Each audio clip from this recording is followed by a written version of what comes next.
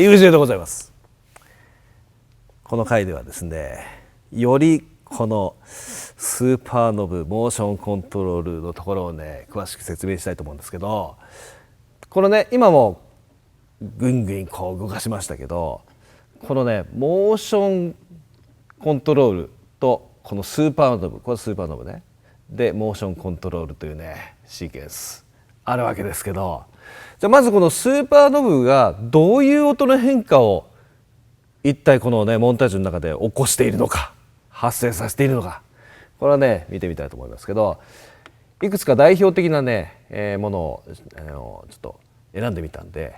言ってみましょうか。例えばね分かりやすいので言うと、例えばここに今 CFX プラス FMEP って出てますけど、これは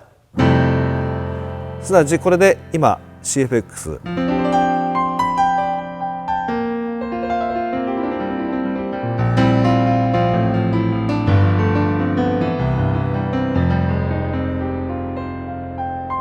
出てますね。で FM がどこにいるかというと、このスーパーノブ動かすと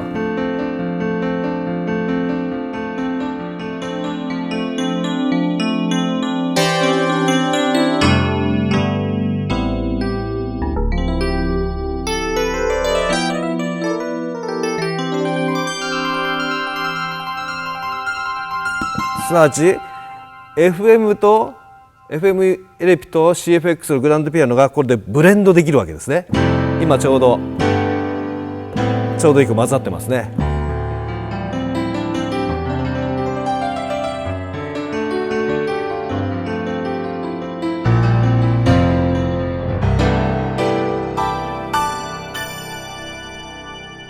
という具合にこう2つの音色をこうバランスを変えるっていうタイプ。さてこの音色クワイアーストリングスパイプオルガンという音色なんですけど、これもねクワイアーとストリングスかパイプオルガンがこう変わっていくんですけど、スーパーノブを手で動かすことももちろんそうですけど、実はですねこの動き方をフットコントロールの2でね実は、自動的にアサインされているようになっていて、モンタージュはこれを使うと両手を使えるというね感じですね。いってみましょうか。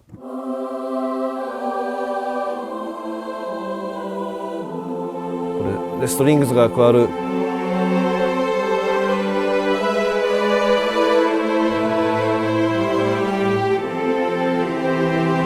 パイプオルガンが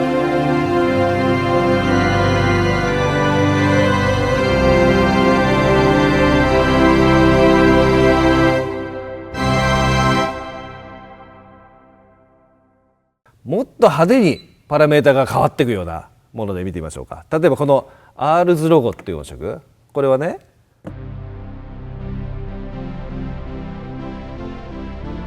新世系の音色ですけど、スーパーノブ動かすと何が起こるかというと、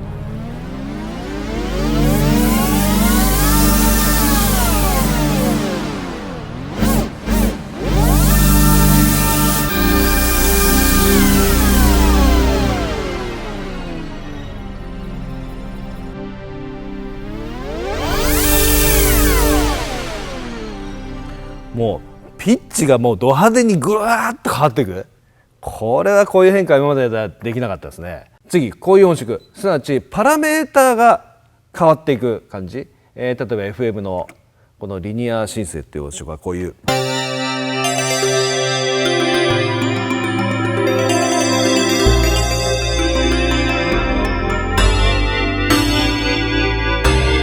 この音色が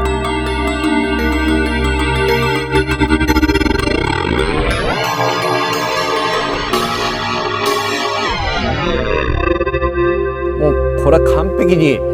FM のパラメーターとかエフェクターも含めてもう全然違う方向に音色を変えていく。もうガンガンにこの変化をパラメータの変化で音色の特徴を出していくと、この辺がすごいね。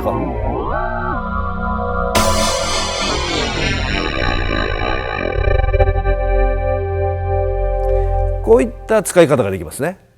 もうねレイヤーバランスをもう変えるのはもちろん、ピッチをガーッと変えるもよし、パラメータシンセサイザーのパラメータ自体をもうガンガンに変える。これスーパーノブで動かせるパラメータっていうのはこのモンタージュの中で動かせる申請機能 FM も含め AWM2 も含めエフェクターも含めほとんどのパラメータを莫大な数動かすことができますから、これはね本当設定も楽しいし変化感もすごいです。ほとんどのプリセットは何らかのスーパーノブによる過激な変化起こるようなものも含めこうねジェントルに変わるものもあったりしてね、全ての音色で絶対にこのスーパーノブを試してみることをお勧めします。さてこのモンタージュのね心臓部っていうか皆さん興味のあるスーパーノブももちろんそうですけどモーションシークエンス、これはね一体どういうことになってるのか、これをですね、じっくり見てみましょうか。例えばねこの音色、ウェーブシークエンス FM って音なんだけど、こういうこれ分かりやすいんでね、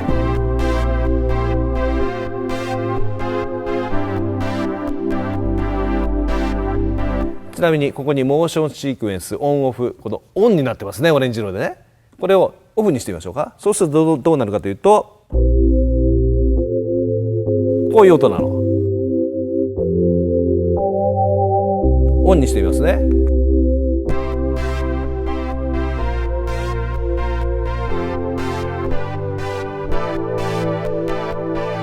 何かが動いてるの分かりますよね、このモーションシークエンスでね。ちなみにアルペジエーターってのは音程の変化ですよね。いろんなこうアルペジオっていうくらいだからドミソドミソドみたいなドラムパターンとかベースのパターンだとかいろいろありましたけど、モーションシークエンスっていうのは何かこの今の音のように何かコントロール情報がこう動いてるなっていうのがね今のことを聞いて予想できると思うんですけど、じゃあこの中身見てみますね。これねエディット、じゃあウェーブシークエンス FM というこの音色のエディットモードに入ります。でエディットモードに入ると、ここでパートセレクトできるんだけど、この音色はですねこのパート1のこのレーンというね、第1のレーン第2のレーンという陸上競技のレーンと一緒なんですけど、その第2のレーンのところに実はこういうねなんかこう形がいますね。これね実はエディットシーケンスっていうところをボタンを押すとドーンとでかくなるんですけど、これまさしく8つの枠の中で動いてるのが分かりますかね。これちなみにこの状態でこの8つのスライダーはこのボリュームバランスになるわけですよ。例えば1個だけ上げてみましょうか。どうなるかというと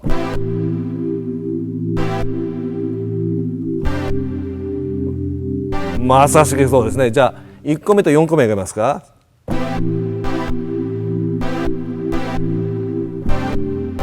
だんだん分かってきましたね皆さん。じゃあこうやってみましょうか。1357、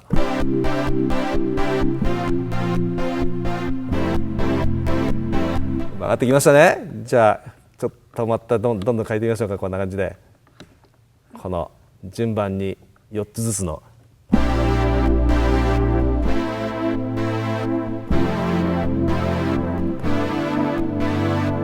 すなわちこの山の状況によって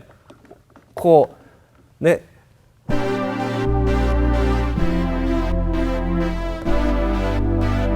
変化が起こってる。この変化を起こすのは何のパラメータをアサインするかっていうのはまた後からできるんですけど、もうとにかく変化はこういうことが起こる。でさらにこの形、今ホールドっていう形でしたけども、例えばベルっていう形にしてみましょうか。そうするとこうなるんだよ。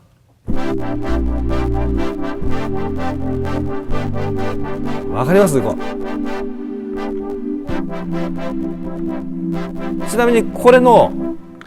この上のこのノブのところのねアルペジエーターモーションシークエンスのところにここにねアンプリチュードとかシェイプとかスムースってあるんですけど、例えばシェイプを変えてみるとシェイプ変わるの分かりますか。ほらほらスムースにするとちょっとふわふわになってきますね。アンプリチュードランダムってやると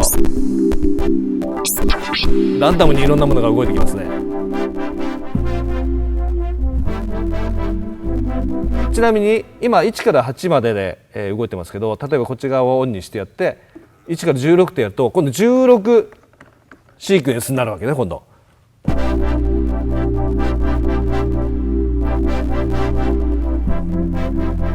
これですよ。これがモーションシークエンスの正体。これはね画期的ですね。素晴らしいです。さてこのモンタージュのこのスーパーノブモーションシークエンスと、紹介しましたけど、もう一つ重要なねエンベロープフォロワーっていうのがありまして、これまたすごいんですけど、エンベロープっていうのは時間的な変化っていうことね、フォロワーっていうのはそれに追従して何かが起こるみたいなイメージですけど、これね何かというと説明しますね。今私の iPhone、 これヤマハシンセブックというアプリがあってですね、そのドラムのパターンがあるんで、それをね今ループで鳴らしてます。でモンタージュの AD インプットに今入ってて、電気つけてて、ちょっとボリューム上げるね。そうすると今出てるのはヤマハシンセブックのドラムのパターンがなってますね。で今出てる音色は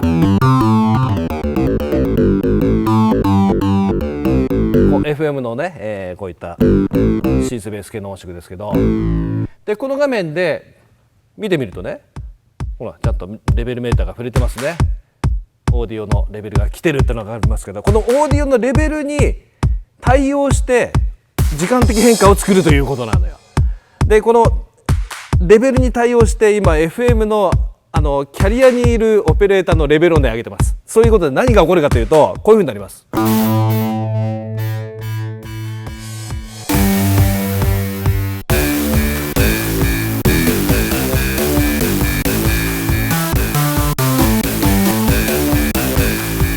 ないとこれで入れるとテンポ変えてみましょうか。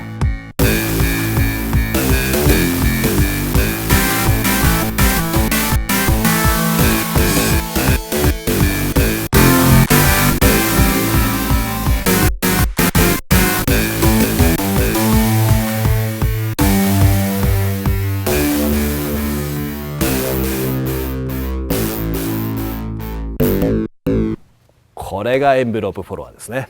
このモンタージュのね、私がおっと思ったもう一つの重要な点があって、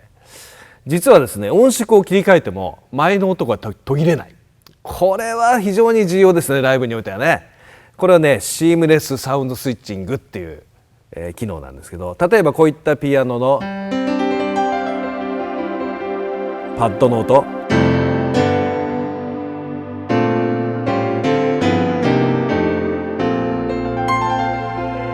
この音から次の音に切り替えます。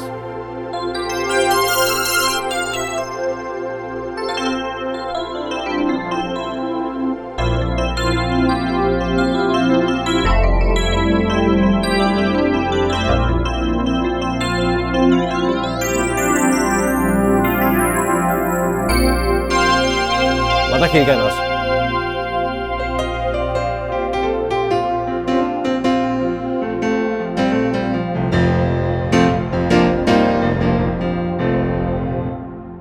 これがシームレスサウンドスイッチング。もうライブでは最高の機能となるでしょうね。でね、こういうふうに見て分かる通り、やっぱりモチーフとの違いっていうのが本当よく分かってもらえたかなと思うんですよね。もう今のねシームレスサウンドスイッチングもそうですけど、スーパーノブはもちろん、モーションシークエンスはもちろんでね、タッチパネルもそうですね。でね、大きくやっぱりね違うのは、これ今パフォーマンスっていうものがある通り、このモードでね全てを集約してるんです。これモードレス。今までのモチーフだとボイスがあってパフォーマンスがあってマスターモードがあってシーケンサーがあってみたいなね、いろんなモードがあったんだけど、今回はこのパフォーマンスに全てが集約されてる。モードはこれのみ。シンプルでいいですね。バッチリです。